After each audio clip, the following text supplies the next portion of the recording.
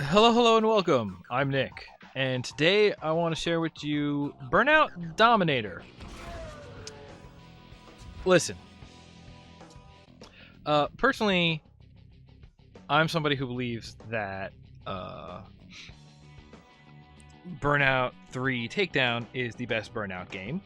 A lot of people will talk about Burnout Revenge, which was the sequel to that, and a lot of people myself included, got really into Burnout Paradise, which, as we all know, is a game where 100 cars are parachuted onto Big Surf Island and must track each other down until only one is remaining.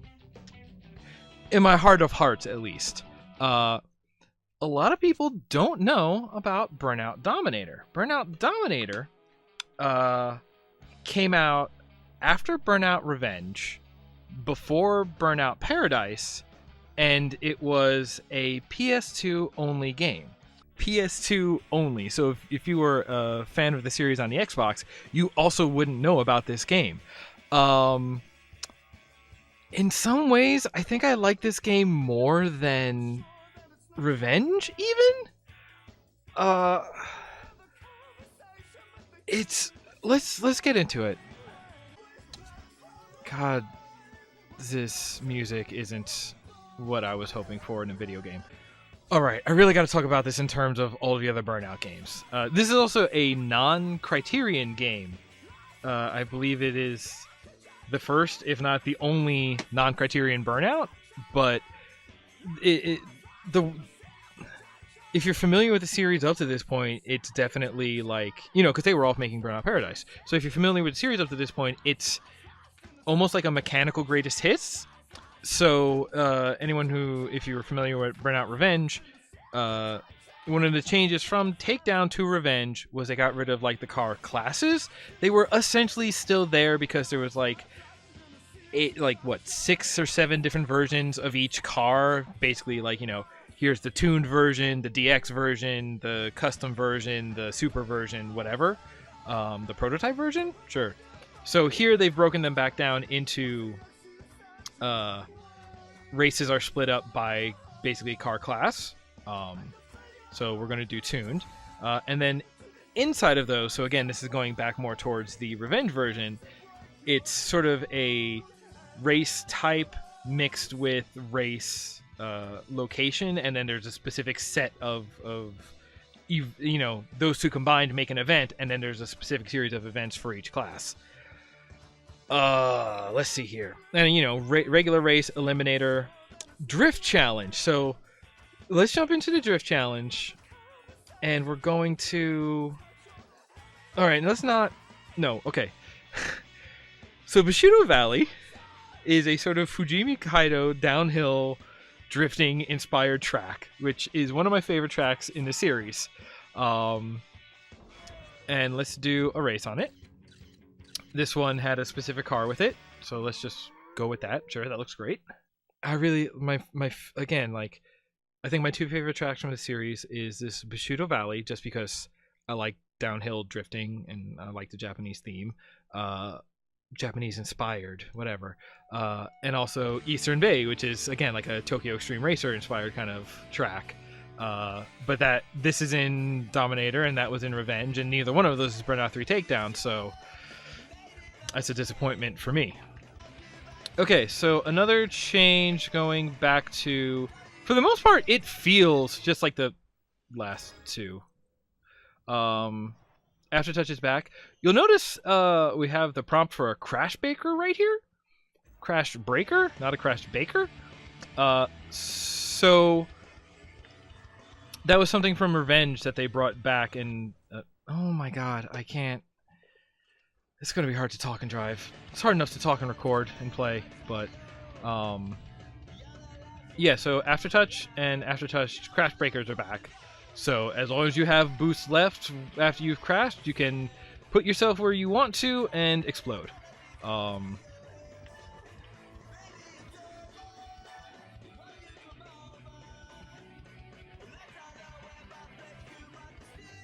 Sorry, I really like this game. Another change that hasn't really come into play so far because I can't stay on the track. So Revenge a big hook of a big mechanic in Revenge was traffic checking, which is to say that any traffic moving in the same direction. So basically, anytime you're not in the oncoming lane, as long as it's not like a big rig or a bus, you can slam into sort of like non-racer traffic and send it off like a projectile. That is out in this game. There is no safe lane anymore. Oncoming traffic is now, or rather, same direction traffic is now dangerous again. So you have to be extra careful where you're putting self as you're going around turns and such. Supercharge. Okay. So this is as I didn't really get into the series until 3, so this is something that actually this is something that comes from at least 2. I forget if this was already apparent in Burnout the first. I can't take this music. Like, listen, if you're into it, that's great. Oh no, you didn't remember my settings. Okay. Yeah, okay. That's what I want to hear is screeching. Yes, perfect. The song of my people. So I'm thinking it must have been in the first game because it's like it's the titular Burnout mechanic. So you can use boost anytime, but if you wait until you have a full boost meter, in this game you enter what they call supercharge mode. Basically what it means is if you start boosting with a full meter and then run it all the way through to the end without crashing, without letting off of it, you do a burnout and it instantly refills your gauge and you get to just do it again. You'll notice the like yellow secondary. Oh, until I did that, you'll notice. Oh, okay, fun. There's that yellow bar behind it that's filling up as you're doing basically, crazy person things, drifting, oncoming, near missing. But yeah, like if you can pull it off, you can just like chain forever and just never stop boosting, never have to slow down. Nope, I can't. I need to slow down more for the drift.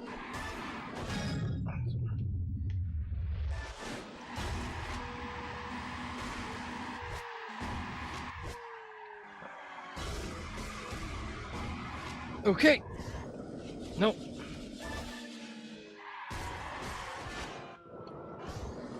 Hey, what if I just crashed myself to hit them with the crash breaker? Maybe. I don't know. Is this where it is? Yes.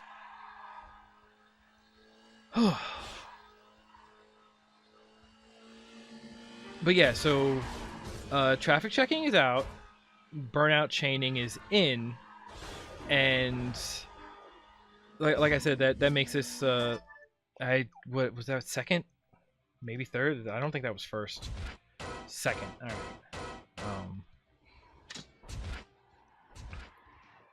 But yeah, with traffic checking out and boost chaining back in, like I think I think that it makes for a really engaging system, and like they brought it a good balance because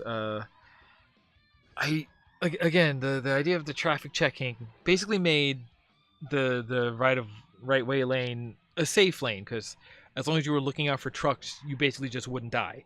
And also checking traffic would give you a little bit of a boost, and if you hit as much traffic as you can, some of that's going to cause takedowns on the other racers, and then that just refills your boost. And it was too easy, honestly. Like, oh, I mean, too easy for me, but I like having to hit the brake to make sure that you can put your car exactly where you want it. I just find that fun. I find that preferable. Otherwise, it's just like, yeah, just hit the gas and the turbo forever and like watch the carnage. And I'm very much into watching the carnage. I have been putting a lot of hours into beamng.drive lately, but that's not what I come to this game for. I come to this game for almost like a hybrid racing and fighting game, and that's part of what was fighting about it is almost like playing footsies and like waiting for an angle for a hit confirm, not just for constantly going forward and trying to keep your super meter full. That's closer to a Muso game, I guess.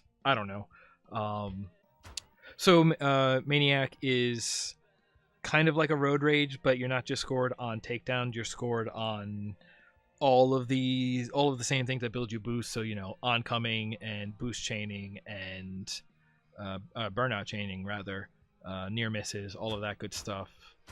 Black gold eliminator, last place, every lap gets exploded, or I don't know if it's on lap or on timer in this one. They got a little more specific about like the challenge types. Hey, how about Autobahn Road Rage? Let's give that a shot.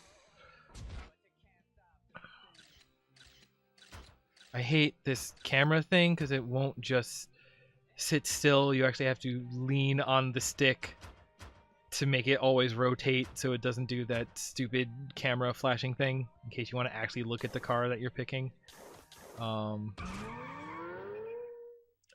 Maybe that's my complaint. I don't know. Oh, so this game doesn't have crash mode is the other thing. That's gone. It's just the forward racing. But they kept the the crash breaker. They kept the aftertouch. But it's racing focus. It's all about going straight. It's not the junction. It's not the puzzle bits. Which those are great. I actually I've had a lot of fun with those as like party games. It's just sort of like pass and play, and as I recall, you could get like pass and play up to 8 players was supported.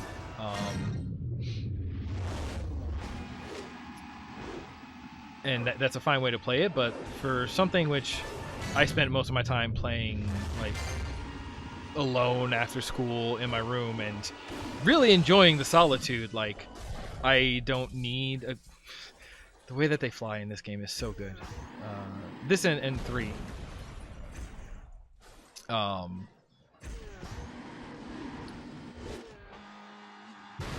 Like I personally, I always just preferred it as the crash mode was a good break, but if I was playing a game that was all racing, I'd be happy with it, and I was super happy with this game. All right.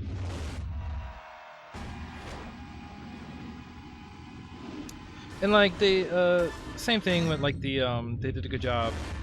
Revenge introduced a lot more verticality and shortcuts into the tracks. The takedown tracks were much more straightforward. They didn't have a lot of alternate routes or secret jumps or anything. This one I feel is a good in between. Like they're maybe not the best tracks. I like the Bushido Peak, but I wouldn't like it. It's rates high among my favorites, not among what I would maybe like call the best if you ask me. Yeah, this is just I don't know. I feel Revenge was maybe a little too much in what they did, because they added in the traffic checking and they added in the I think the crash mode in that wasn't even as fun as the crash mode in 3. So like kind of I like this game, and I come back to this game pretty often because I mean not as often as I come back to 3, but like just among Burnout games I rate this higher than Revenge, even though this is one that PS2 only, as everybody had their eyes on a really fantastic, original team-led sequel in the works, and so like nobody knows about this game. Yeah, most people know about Paradise, Revenge, and Takedown, and I will just, if you ask me to rate them, it's Takedown, Dominator, Paradise, and then Revenge. But I'm a weirdo. Hey, blow up. Crash breakers and races is so satisfying. I did not do good in that one. Yeah, that's okay. We're having fun here.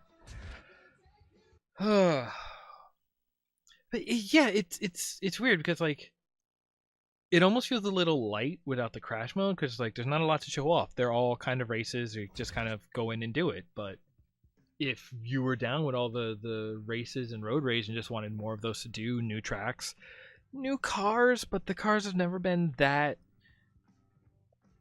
See, I think it was much more clear in this version, in this and 3, where the cars are split into the divisions, where like usually within a division, within a set of cars, you'll find one that is, you'll find a car that you like, and then the only time you change it is when you're going in a different division, which you might have a different one that you like. You might, do you like the prototype one? Do you like the do you like the Flames on Dominator one? Let's do a Burnout challenge. God, the lowrider. Also, I just really thought that the design of the car. Ooh, I should maybe do that one. I thought the design of the cars in I thought the design of the cars in Revenge was really boring, because there was really only like 2 designs, and one of them was gross and the other one is just not to my preference, and then they're all just variants on those. That's more me. The only ones I liked in there were the special cars that were the same cars that we've had since Takedown, the Hot Rod and that green thing. I like that green thing. Is that in Paradise? Oh no. But yeah, so let's just do one more here. But yeah, I like this one because it's not ambitious. It's it was an alternate team, and it was saying like, they're doing something else. We need to put one of these games out. What does that even entail? And it's like, okay, racing, this, that. And they didn't bother with the crash. They didn't bother with trying to do anything new and fancy. But they were really faithful to it. Like, this is a...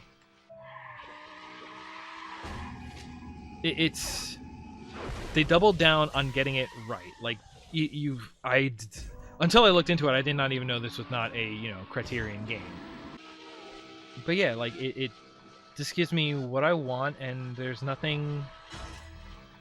Like, the worst thing that I can say about it is that it is only what I want. There's nothing extra, but like, how can you be mad if you're getting everything you want and it's all good, it's all fine? Like, this is what I was looking for when I wanted a new Burnout game.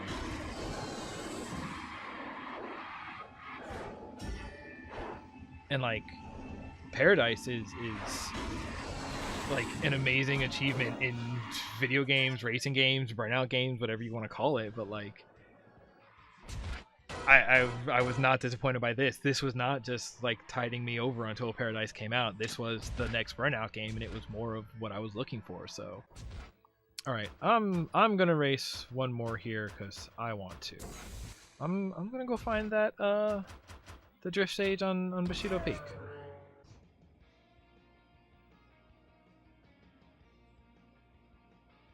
Oh, right. So the crazy thing to me about Burnout Revenge specifically is that in the PS2 version, every crash mode event, the way that you launched your car wasn't just by like holding the accelerator and brake and boost, but like there was like a golf swing meter that would go up and go down, and you would need to hit like the accuracy at the top and at the bottom, and like half of that game was a golf game in my mind, but that game like was popular as a 360 game, so nobody else shares in this like bizarre knowledge of like, oh yeah, no, the crash mode in Revenge is a golf game, and everyone's just like, what are you talking about? But it's like, no, it is. They just ripped it out for the 360 version. It's just like, what? That's mind-boggling to me. Like, yeah, it was mind-boggling that they put that in there in the first place, but then to just be like, actually, this was too weird, and let's just walk it back. Like, what? Have you no vision? What? Ugh.